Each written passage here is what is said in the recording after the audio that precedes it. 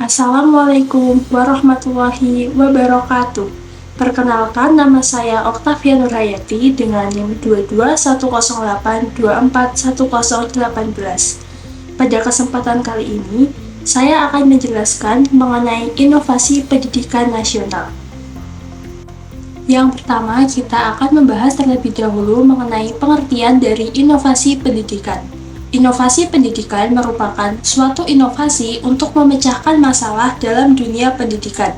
Inovasi pendidikan mencakup hal-hal yang berhubungan dengan komponen sistem pendidikan, baik dalam arti sempit yaitu tingkat lembaga pendidikan, maupun dalam arti luas yaitu sistem pendidikan nasional. Inovasi dapat dikreasikan sesuai dengan pemanfaatannya, di antaranya yaitu menciptakan hal baru, memudahkan dalam dunia pendidikan, serta mengarah pada kemajuan. Inovasi pendidikan merupakan suatu ide, barang, atau metode yang dirasakan dan juga diamati sebagai hal baru bagi seseorang atau sekelompok orang yang kemudian digunakan untuk mencapai tujuan pendidikan atau untuk memecahkan masalah yang dihadapi. Sekarang, saya akan membahas mengenai salah satu permasalahan di dunia pendidikan yang terjadi di Indonesia. Salah satu permasalahan yang masih sering terjadi pada saat ini yaitu masih belum terpenuhinya hak-hak penyandang disabilitas. Sebagian anak penyandang disabilitas hingga saat ini terus hidup di dalam stigma, tidak diakui, tersisih, bahkan nyaris dilupakan oleh keluarga, masyarakat, dan negara. Sejak lahir, mereka mengalami penolakan, dianggap aib, dan menjadi beban dalam keluarga. Pemenuhan hak-hak sebagai anak pun terabaikan. Akibatnya, hingga kini anak-anak dengan ragam keterbatasan fisik, sensorik, intelektual, dan juga mental tersebut tidak mendapat kesempatan yang sama dengan anak-anak non-disabilitas lainnya. Hak-hak dari anak penyandang disabilitas yang masih belum terpenuhi hingga saat ini, salah satunya yaitu dalam bidang pendidikan. Hal ini dapat dilihat dari jumlah anak-anak disabilitas yang bersekolah masih sangat rendah. Meskipun sudah ada program sekolah inklusi, ketersediaan sekolah inklusi dan juga guru pendamping khusus pun masih sangat jauh dari harapan. Berikut ini terdapat beberapa contoh nyata dari kasus anak berkebutuhan fisik yang tidak memperoleh hak-hak yang seharusnya diperolehnya. Yang pertama, terdapat sebuah berita yang menyatakan bahwa terdapat 2 anak disabilitas yang ditelantarkan. Bahkan, anak tersebut ditolak oleh sekolah inklusi. Tindakan tersebut tentunya merupakan tindakan zalim dan tidak terpuji karena hal tersebut dapat merebut hak yang dimiliki oleh anak disabilitas untuk memperoleh pendidikan. Selanjutnya, terdapat pula sebuah berita yang menyatakan bahwa 3 dari 10 anak disabilitas di Indonesia tidak pernah bersekolah. Dalam berita lain, disebutkan pula bahwa 60% anak disabilitas di daerah Wonogiri tidak mengenyam pendidikan formal. Hal ini tentunya menjadi salah satu tantangan tersendiri bagi dunia pendidikan di Indonesia, mengingat bahwa sudah sepatutnya seluruh anak di Indonesia berhak untuk memperoleh pendidikan tanpa terkecuali, termasuk juga di dalamnya anak-anak yang berkebutuhan khusus. Nah, berdasarkan kasus tersebut, salah satu solusi pasti yang harus dilakukan untuk mengatasi hal tersebut yaitu dengan menyediakan sekolah inklusi di seluruh Indonesia. Sekolah inklusi merupakan salah satu bentuk pemerataan pendidikan dan bentuk perwujudan pendidikan tanpa diskriminasi, di mana anak berkebutuhan khusus dan anak-anak pada umumnya dapat memperoleh pendidikan yang sama. Pendidikan inklusi merupakan bentuk pelayanan pendidikan khusus yang mensyaratkan agar semua anak berkebutuhan khusus dapat menerima pendidikan yang setara dengan bersama teman-teman seusianya. Akan tetapi, pada realitanya, pendidikan inklusi di Indonesia masih belum berjalan sesuai dengan yang diinginkan. Berikut ini beberapa tantangan yang dihadapi dalam mengimplementasikan pendidikan inklusi di Indonesia. Yang pertama yaitu sebagian besar sekolah yang melaksanakan pendidikan inklusi di Indonesia masih perlu terus membekali kemampuan tenaga pendidik sehingga dapat memberikan layanan yang tepat bagi setiap anak sesuai dengan kebutuhan mereka yang heterogen. Termasuk di dalamnya meningkatkan kompetensi mereka dalam memodifikasi kurikulum sesuai dengan kebutuhan penyandang disabilitas. Yang kedua yaitu adanya keterbatasan sarana dan prasarana pendukung yang dapat digunakan anak berkebutuhan khusus dalam memaksimalkan potensi belajar sesuai dengan kekhususan mereka.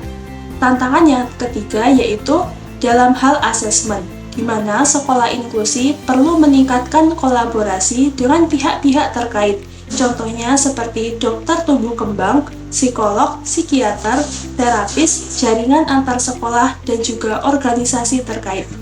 Tantangan terakhir yaitu hubungan dan kerjasama dengan orang tua, serta masyarakat yang perlu terus dibina sehingga tercipta lingkungan belajar yang ramah, yang dapat mereduksi tindakan diskriminasi dan mampu menerima keragaman dan juga kemajuan masyarakat Indonesia. Selain itu, diperlukan pula kesadaran orang tua anak berkebutuhan khusus untuk dapat bekerja sama dan juga mendukung anak-anaknya dalam mengembangkan potensi mereka. Oleh karena itu, untuk menghadapi tantangan-tantangan yang telah disebutkan tadi, diperlukan sebuah inovasi agar sekolah inklusi yang ada di Indonesia dapat semakin berkembang sehingga dapat memenuhi hak-hak yang seharusnya didapatkan oleh anak berkebutuhan khusus. Beberapa solusi yang dapat dilakukan diantaranya yaitu yang pertama, menyadarkan hak-hak penyandang disabilitas. Sampai saat ini, orang dengan penyandang disabilitas masih mengalami stigma, stereotip, dan juga diskriminasi dari masyarakat. Kondisi ini menghambat mereka dalam meraih haknya, bahkan hanya untuk sekadar hidup dengan nyaman seperti orang pada umumnya. Oleh karena itu, kita perlu menyadarkan betapa pentingnya hak-hak orang dengan disabilitas. Hal ini dapat diwujudkan dengan melakukan kegiatan sosialisasi mengenai kesetaraan hak penyandang disabilitas kepada berbagai kalangan masyarakat, baik itu di lingkungan sekolah maupun di lingkungan masyarakat.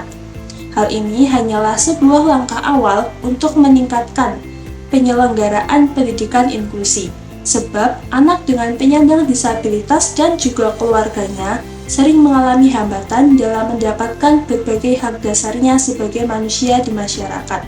Salah satunya adalah hak dalam mendapatkan akses pendidikan yang layak. Dengan memahami bahwa anak-anak penyandang disabilitas juga berhak untuk mendapatkan pendidikan, akses mereka akan lebih terbuka karena semakin banyak pihak yang mendukung akan penyelenggaraan pendidikan inklusi. Yang kedua yaitu memastikan tenaga pendidik dilatih dengan baik. Cara untuk meningkatkan pendidikan inklusi selanjutnya adalah dengan memberikan pelatihan untuk meningkatkan kualitas tenaga pendidik dalam penyelenggaraan pendidikan inklusi. Sebagai figur utama yang bertanggung jawab atas penyelenggaraan sistem pendidikan, guru sangat perlu dan mampu memahami konsep akan keberagaman peserta didik, pendidikan inklusi, maupun sistem layanan pembelajaran yang sesuai dengan kebutuhan bagi setiap peserta didik. Hal ini sangat penting agar pendidikan inklusi dapat terlaksana dengan baik. Salah satu cara agar kualitas guru di sekolah inklusi dapat semakin baik yaitu dengan mengikut sertakan guru ke dalam program seminar yang berkaitan dengan peningkatan kualitas sekolah inklusi. Melalui program peningkatan kapasitas, diharapkan tenaga pendidik mampu mendidik anak-anaknya sesuai dengan kebutuhan dan juga menerapkan pembelajaran yang beragam, serta mendorong para orang tua untuk menyekolahkan anaknya di sekolah inklusi. Yang ketiga yaitu menciptakan ruang aman bagi siswa. Rasa aman merupakan salah satu hal yang harus didapatkan oleh anak-anak di sekolah, baik itu anak yang berkebutuhan khusus maupun anak-anak yang lain. Oleh karena itu, seorang guru harus mampu mewujudkan hal tersebut agar kegiatan pembelajaran dapat terlaksana dengan baik. Berikut ini beberapa cara yang dapat dilakukan untuk menciptakan ruang aman di sekolah. Yang pertama, menciptakan lingkungan yang ramah. Lingkungan yang ramah dan juga mendukung akan membuat anak merasa nyaman dan juga percaya diri. Sekolah harus menyediakan sarana dan prasarana yang memadai untuk kebutuhan anak berkebutuhan khusus. Yang kedua, memberikan dukungan dan perhatian. Anak berkebutuhan khusus memerlukan dukungan dan juga perhatian dari guru dan staf sekolah. Guru harus memahami karakteristik anak berkebutuhan khusus dan memberikan dukungan yang sesuai agar anak merasa dihargai dan juga dipahami. Yang ketiga, menghasilkan lingkungan sekolah yang inklusif. Program inklusi dapat memudahkan anak berkebutuhan khusus untuk terlibat dalam suatu kegiatan sekolah dan juga merasa memiliki kontribusi yang sama dengan teman-temannya. Sekolah perlu menghasilkan lingkungan yang inklusif agar anak merasa dihargai dan juga diterima. Yang ketiga yaitu memfasilitasi kebutuhan anak berkebutuhan khusus. Setiap anak berkebutuhan khusus memiliki kebutuhan yang berbeda-beda. Oleh karena itu, guru dan juga staf harus memfasilitasi kebutuhan khusus anak agar mereka bisa belajar secara maksimal dan juga merasa dihargai. Selanjutnya, cara terakhir yang dapat dilakukan untuk mengatasi kasus anak berkebutuhan khusus yang tidak bisa mengenyam pendidikan adalah dengan meningkatkan jumlah sekolah inklusi. Hal ini karena bisa saja salah satu penyebab dari banyaknya ABK yang tidak mengenyam pendidikan adalah karena tidak adanya sekolah inklusi yang berada di daerah sekitar mereka. Oleh karena itu, diperlukanlah program pemerataan jumlah sekolah inklusi agar nantinya semakin banyak anak di Indonesia yang dapat mengenyam pendidikan dan merasakan bangku sekolah, termasuk di dalamnya anak dengan berkebutuhan khusus. Demikianlah sedikit yang dapat saya sampaikan. Apabila terdapat kesalahan dalam menyampaikan, saya mohon maaf yang sebesar-besarnya. Wassalamualaikum warahmatullahi wabarakatuh.